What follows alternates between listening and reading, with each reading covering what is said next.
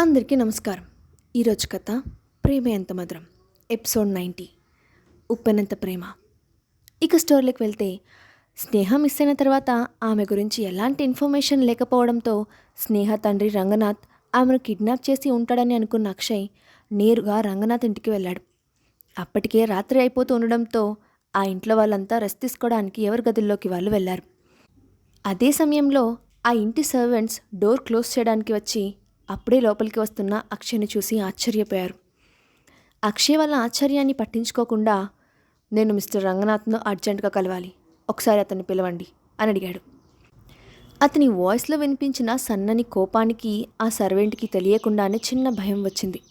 దాంతో అతను వెంటనే సరే సార్ అని తలుపుతూ హడావిడిగా పరిగెత్తుకుంటూ ఆ ఇంటి పై ఫ్లోర్కి వెళ్ళి రంగనాథ్ ఉన్న రూమ్ డోర్ తలుపు తట్టి, సార్ మిమ్మల్ని కలవడానికి వేద గ్రూప్ CEO అక్షయ్ గారు వచ్చారు అని చెప్పాడు.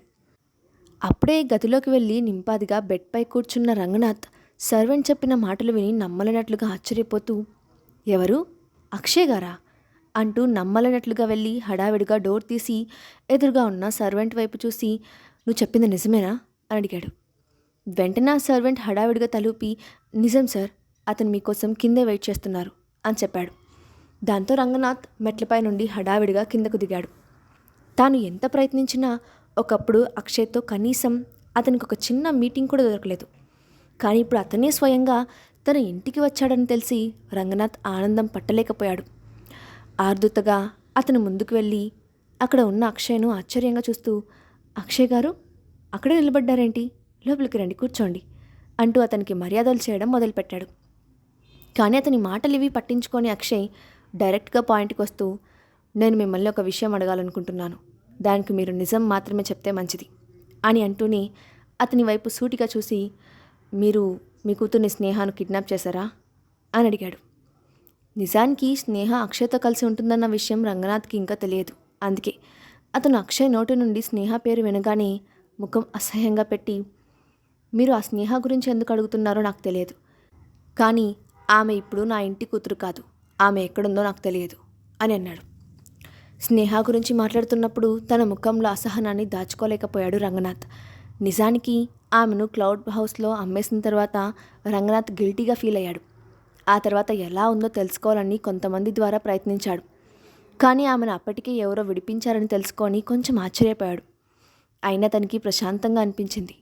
కానీ ఆ తర్వాత స్నేహ అతని ఆఫీస్కి వచ్చి గొడవ చేసి అందరిలో తన పరువు తీయడంతో తిరిగి ఆమెపై ద్వేషాన్ని పెంచుకున్నాడు రంగనాథ్. అందుకే ఆమె గురించి మాట్లాడడానికి కూడా ఇష్టపడడం లేదు. రంగనాథ్ ముఖంలో స్నేహపై అసహ్యాన్ని చూసిన అక్షయ్ అతని సీరియస్గా చూస్తూ, చూడండి రంగనాథ్ గారు, నేను మిమ్మల్ని చివరిసారిగా అడుగుతున్నాను, స్నేహ మిస్ అవడానికి మీకు ఏమైనా సంబంధం ఉందా? మీరు అబద్ధం చెప్పారని నాకు తెలిస్తే ఆ తర్వాత జరగబోయేది ఎలా ఉంటుందో మీకు తెలుసు అని అన్నాడు. ఆ మాట వినగానే రంగనాథ్ కంగారుగా, లేదు సార్, నేను నిజమే చెప్తున్నాను, ఆమె చాలా రోజుల నుండి నా ఇంటికి రాలేదు, ఎక్కడికి వెళ్ళిందో కూడా నాకు తెలియదు అని చెప్పాడు. అది విని అక్షయ్ కూడా ఆశ్చర్యపోయాడు. ఈ కిడ్నాప్కి ఇతనికి ఎలాంటి సంబంధం లేకపోతే మరి స్నేహ ఏమైనట్లు అని ఆలోచిస్తూనే అక్కడి నుండి వెనక్కి తిరిగాడు. అది చూసిన రంగనాథ్ హడావిడిగా, సార్ మీరు అప్పుడే బయలుదేరుతున్నారా, ఇంట్లోకి రండి, కాసేపు కూర్చోండి అని పిలిచాడు. కానీ అక్షయ్ అతనికి ఏం సమాధానం చెప్పకుండా బయటకు నడిచాడు. వెళ్ళిపోతున్న అక్షయ్ వైపు చూసిన రంగనాథ్ తన నుదుటికి పట్టిన చెమటను తుడుచుకుంటూ అనుమానంగా ఆలోచించడం మొదలుపెట్టాడు. అసలు ఇతను స్నేహాన్ని వెతుక్కుంటూ ఎందుకు వచ్చాడు? ఒకవేళ పర్ణిక అన్నట్లు ఇతనికి స్నేహకి నిజంగానే సంబంధం ఉందా? క్లౌడ్ ప్యాలెస్ నుండి స్నేహాన్ని తీసుకెళ్ళింది ఇతనేనా అని అనుకున్నాడు. రంగనాథ్ ఇంటి నుంచి బయటకు వచ్చిన తర్వాత అక్షయ్కి నిస్సహాయంగా అనిపించింది. అతని గుండెల్లో తుఫాను పెరిగిపోతోంది. ఆమె కిడ్నాప్కి రంగనాథ్కి ఎలాంటి సంబంధం లేదని తెలుస్తోంది. అలాగే త్రిపాఠి కూడా ఇంతవరకు ఎలాంటి న్యూస్ చెప్పలేదు. అసలు ఏం జరిగి ఉంటుంది అని అక్షయ్ ఆలోచిస్తుండగా హఠాత్తుగా అతనికి అభయ్ గుర్తొచ్చాడు. 2 రోజుల క్రితం స్నేహ తనతో చెప్పిన మాటలు జ్ఞాపకం రావడంతో పాటు అభయ్కి తనకి మధ్య ఉన్న పగ కూడా గుర్తొచ్చింది. దాంతో ఈ పని చేయడానికి ఎక్కువ అవకాశం అతనికే ఉందని ఆలోచిస్తూ వెంటనే కార్ ఎక్కి క్లౌడ్ ప్యాలెస్కి వెళ్ళమని డ్రైవర్తో చెప్పాడు. కానీ ఇంతలో అక్షయ్ ఫోన్ రింగ్ అయింది.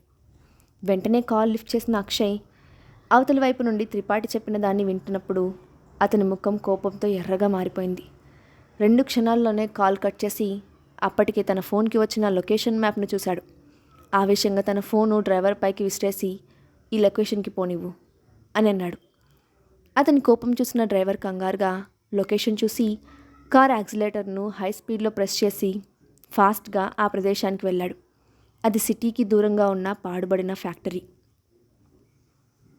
సరిగ్గా అదే సమయంలో దేవదత్త తన కెమెరాతో స్నేహ వైపు నడిచాడు. స్పృహలోని ఆమె ఎదురుగా చతికిలపడి కూర్చొని ఆమెను పరీక్షగా చూశాడు. ఆ తర్వాత నవ్వుకుంటూ, ఇంత అందం ఇప్పుడు ప్రపంచానికి కనువిందు చేయబోతోంది అని అనుకుంటూ మెల్లగా తన చేతిని ఆ ముఖం మీదుగా తాకించడం మొదలుపెట్టాడు. అతని కళ్ళల్లో కోరిక తాలూకు జాడలు స్పష్టంగా కనిపించాయి. అతను కొట్టిన దెబ్బకు స్నేహ పెదవుల నుండి చిన్నగా రక్తం కారుతోంది. అది చూసిన దేవదత్త ఆమె పెదాలను సుతారంగా తాకుతూ తన వేలితో ఆ రక్తాన్ని తుడిచాడు. ఆమె పెదవుల స్పర్శ తాకిన మరుక్షణమే అతని శరీరం వేడెక్కడం మొదలైంది. దాంతో అతని చెయ్యి ఆమె మెడపై నుండి మెల్లగా కిందకు జారుతోంది. సరిగ్గా అదే సమయంలో హఠాత్తుగా డోర్ తీసిన శబ్దంతో పాటు ఎవరో లోపలికి వచ్చిన అడుగుల జాడలు కూడా స్పష్టంగా వినిపించాయి. దాంతో డిస్టర్బ్ అయినట్లుగా చిరాగ్గా ముఖం పెట్టిన దేవదత్త, ఎవరిని లోపలికి రానివ్వడానికి వీల్లేదని చెప్పాను కదా అని అరుస్తూ వెనక్కి తిరిగాడు. కానీ అక్కడ నుంచొని ఉన్న అక్షయ్ను చూసి అతను షాక్ అయ్యాడు. దేవదత్త డైరెక్టర్గా ప్రయత్నిస్తున్న రోజుల్లో ఒకసారి ఏదో విషయంగా అక్షయ్ను కలిశాడు. అందుకే అతన్ని చూడగానే దేవదత్త అతన్ని గుర్తుపట్టాడు. కానీ అతను ఆ టైంలో అక్కడికి ఎందుకు వచ్చాడో అర్థం కాక మీరు అంటూ ఏదో మాట్లాడబోయాడు. కానీ స్నేహపై చేయి వేయబోతున్న దేవదత్తను చూసిన అక్షయ్ అప్పటికే ఆవేశంతో ఉడికిపోతున్నాడు. దాంతో అతను ఆ గదిలో చుట్టూ చూశాడు.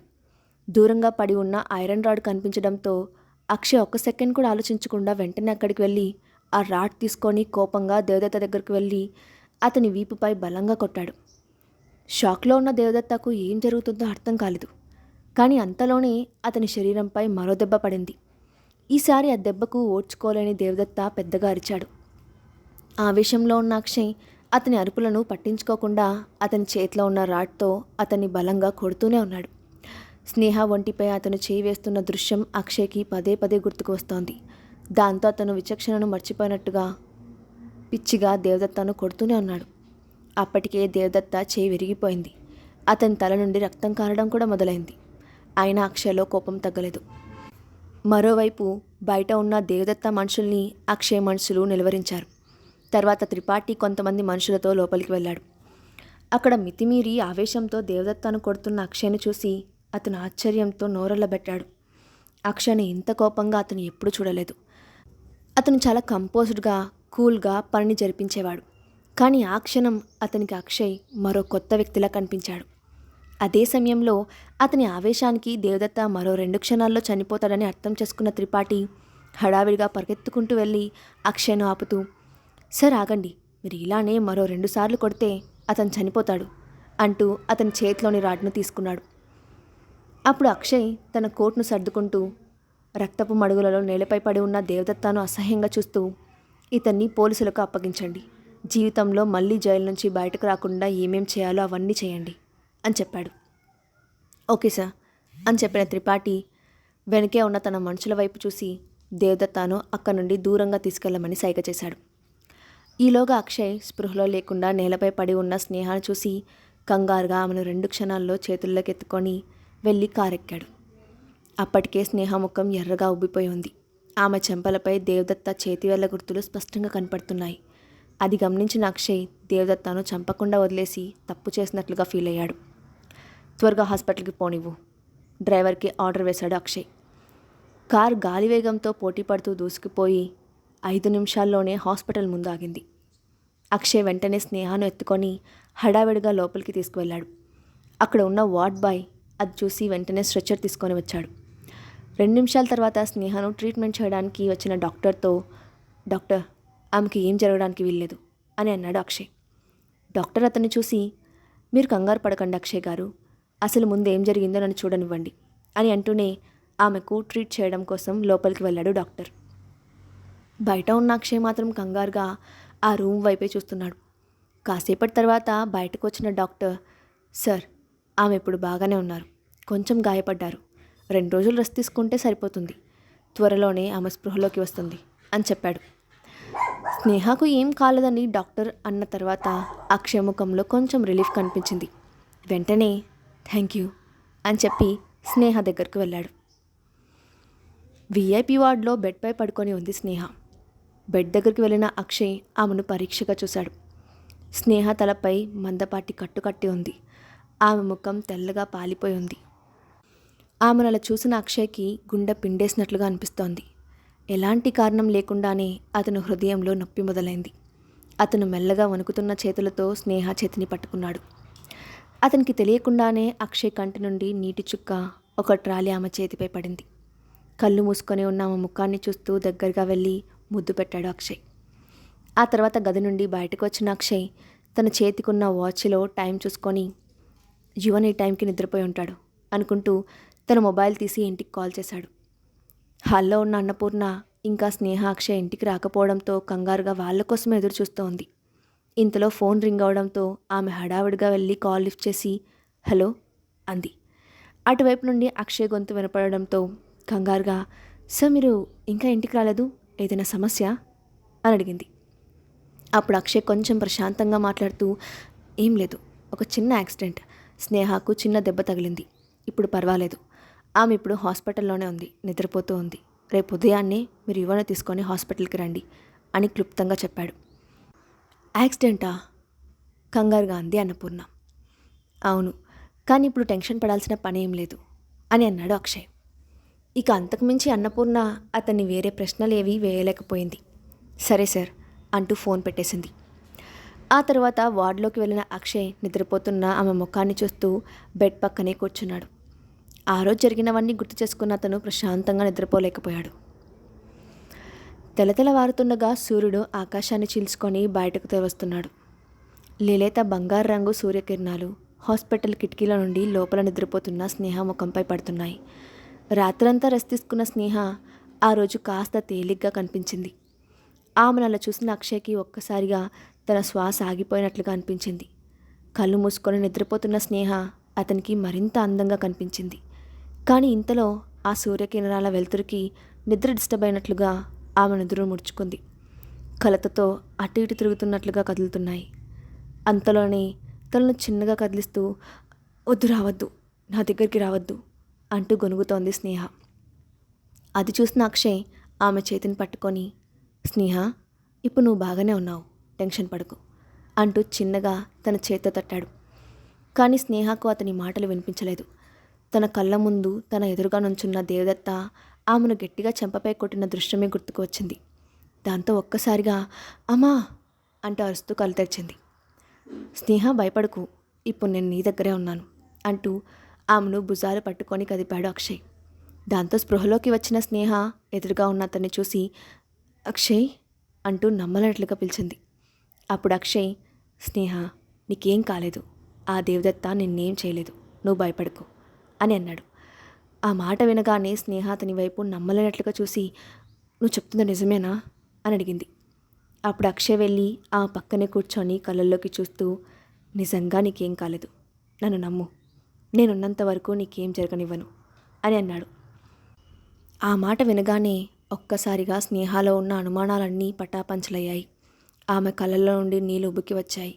తాను ఎంత పెద్ద ప్రమాదం నుండి బయటపడిందో తలుచుకుంటేనే ఆమెకు ఒక్కసారిగా వెన్నులో వణుకు పుట్టింది. సమయానికి అక్కడికి అక్షయ్ రాకపోయి ఉండింటే ఆమె పరిస్థితి ఏమయ్యేదో తలుచుకొని హఠాత్తుగా వెక్కి వెక్కి ఏడవడం మొదలుపెట్టింది. అది చూసిన అక్షయ్ ఆమెను గట్టిగా కౌలించుకొని తలపై నిమురుతూ ఓదార్చాడు. దీనికంతటికీ కారణమైన ఆ దేవదత్తను అంత తేలిగ్గా వదలనని మనసులోనే నిర్ణయించుకున్నాడు. అక్షయ్ని హత్తుకున్న స్నేహ మనసులోనే బాధంతా తీరేలా ఏడుస్తూ నెమ్మదిగా శాంతించింది. అప్పుడు అక్షయ్ ఆమె తలపై నిమురుతూ సారీ స్నేహ, నేను సరైన టైంకి రాలేకపోయాను, అందుకే నువ్వు ఇంత బాధపడాల్సి వచ్చింది అని అన్నాడు. అప్పుడు స్నేహ వెంటనే కళ్ళు తుడుచుకొని అతనికి దూరంగా జరిగి నువ్వు నాకు క్షమాపణ చెప్పాల్సిన పని లేదు, నన్ను రక్షించినందుకు నేనే మీకు థ్యాంక్స్ చెప్పాలి అని అంది. అక్షయ్ ఏం మాట్లాడకుండా మరోసారి ఆమెను దగ్గరకు తీసుకొని ఈసారి ఏడుస్తున్న ఆమె కళ్ళపై ముద్దు పెట్టాడు. ఇంతలో డోర్ దగ్గర అడుగుల శబ్దం వినిపించడంతో స్నేహను అయిష్టంగానే వదిలి దూరంగా జరిగి వెనక్కి తిరిగి చూశాడు అక్షయ్. స్నేహను బాధపెట్టిన దేవదత్తను అక్షయ్ ఏం చేయబోతున్నాడు నెక్స్ట్ పార్ట్లో చూద్దాం. ఈ స్టోరీ అప్డేట్ ఎలా ఉందో కింద కామెంట్ బాక్స్లో మీ ఒపీనియన్ని షేర్ చేయండి. అలాగే ఇలాంటి మరిన్ని స్టోరీస్ కోసం మా ఛానల్ సబ్స్క్రైబ్ చేసుకోండి. Thanks for watching.